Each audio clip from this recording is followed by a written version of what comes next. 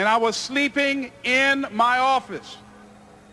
It was hard when just over 3 years ago, in the Penobscot building in Detroit, Michigan, where I was operating my business, and I fell on some hard times. It was hard coming into the lobby, and the security said, "Excuse me, Mr. Brown, can we see you for a moment?" And I said, "Yes," and I walked up to the counter, and he gave me an envelope. And he said, "Would you mind reading it here?" And I opened the envelope, and the envelope was from management that said, "This is an office tower. It's not a hotel. Please do not sleep in your office."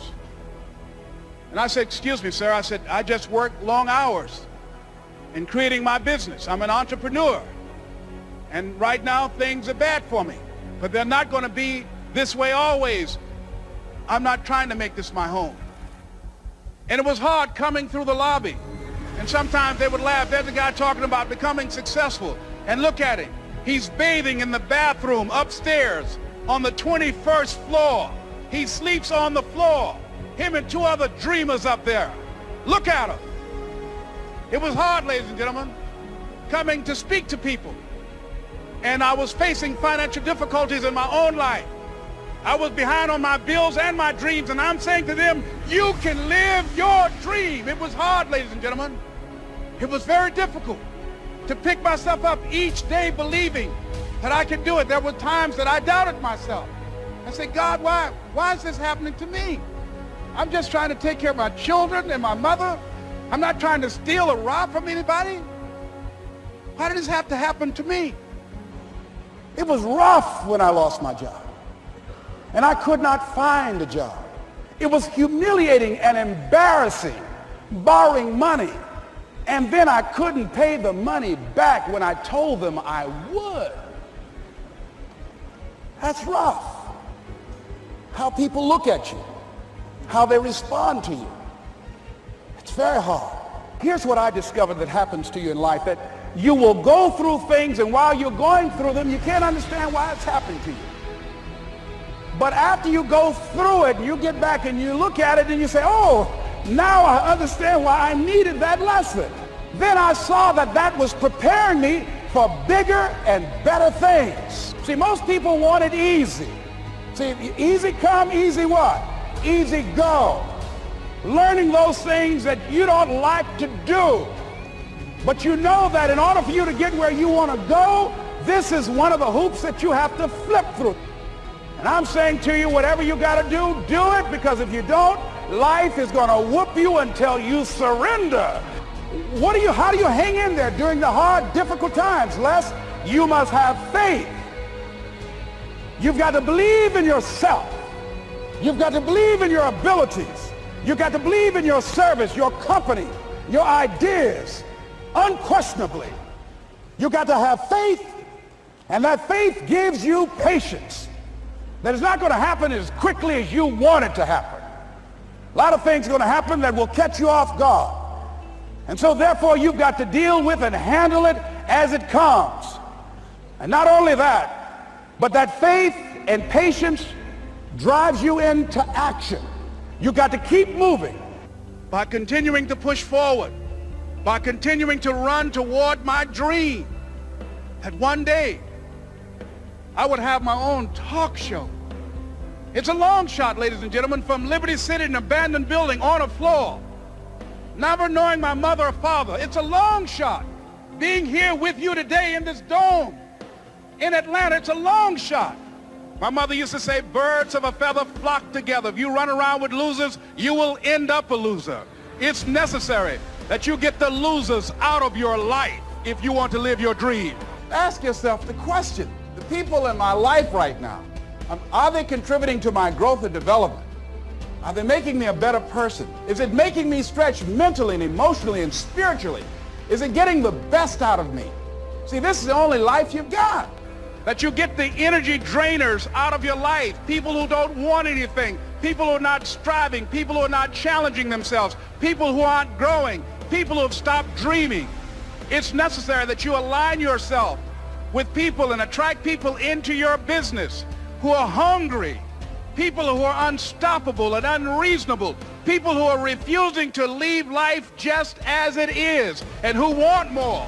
See, ladies and gentlemen, if you don't use your talents, if you don't use this power, this force that you have within you, you're going to lose it.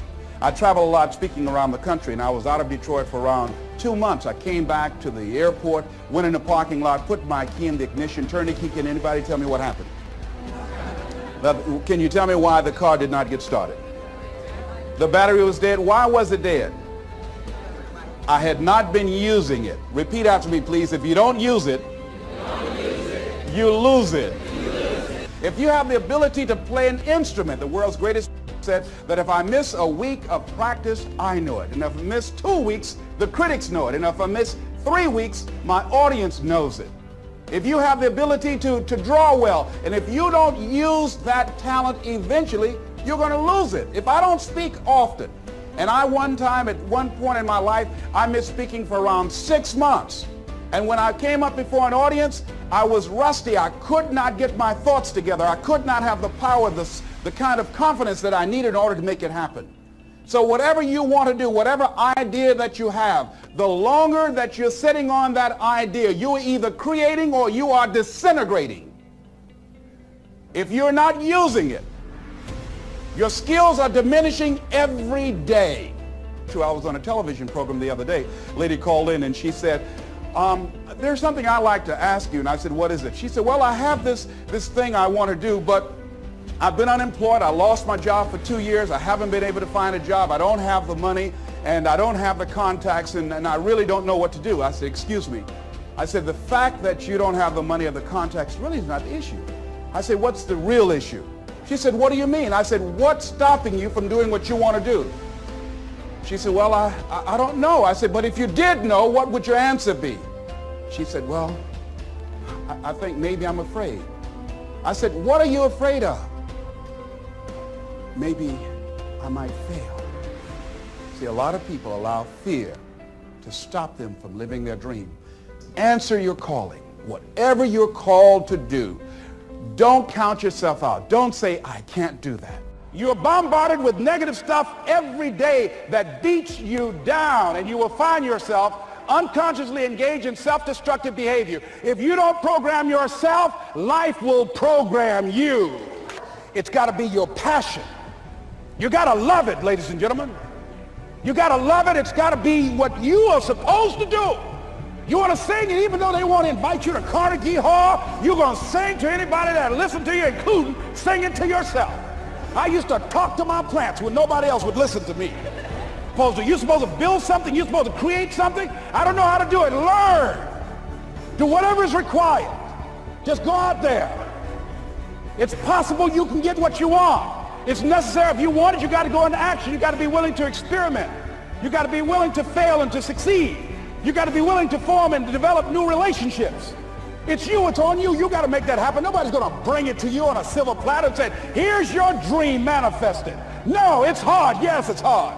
It's difficult. Yes, right. And it's worth it. It's difficult. It is challenging for kids right now. And it's going to take some easy, simple methods to help bring them out of this madness. Let's look at where we want to go. What is it that we want to produce? What is it that we want to create for our young people? What kind of world are they going to be in? And as we think about that, as we begin to use our collective will and genius and resources, it's possible that we can create an educational system that not only will test their minds with information and facts and figures, but will teach them how to think and be creative. And what does it mean to be a human being and to value human life? And how do you make relationships work? How do you bounce back from adversity? It's possible that we can give them a curriculum that will give their lives a sense of purpose and direction and meaning, and teach them how to begin to know and operate on a higher level of being, where they become assets to our society rather than liabilities. What if we leave here with that kind of consciousness that it's possible, as opposed to saying we have to write this generation off, that it's possible that we were born for such a time as this and that, that maybe someone here has the idea or the method or some plan of action or an approach that can resolve many of the problems that we're facing with young people today. Whatever we have to do to save our children, it's worth it. So that brings me to the final step. that it's necessary for us to begin to look at the future and know that it's possible that we can have our dream. Yes, it is. Other people have done it, then we can do it. We fail a lot of times. Well, a lot of other folks failed, and eventually they came back and they succeeded. So it's possible we can have what we want. And we know that we want to get it. It's necessary that we align ourselves with people that think like we do. It's necessary we get negative, do-nothing people out of our lives. It's necessary we never stop learning and growing and developing ourselves. It's necessary that we never give up. We know that it's you, it's me. It's being responsible for our stuff and deciding that we're going to keep on keeping on, and that we're going to find a way to win or find a way to make it happen. And we know it's hard. It's not going to be a picnic. And we've all had experiences where we were working on something, and we knew it was possible. And we did those things that were necessary to bring it into a reality. We took the responsibility to make it happen. Other people couldn't see it. A lot of people didn't believe it. You were attacked. You were criticized. People were opposing you, but you kept on doing it. It was hard. It was rough. It was difficult. But to you, it was worth it. And eventually you got to a level you know, can nothing stop me now. I'm on the move. Don't stop running toward your dream.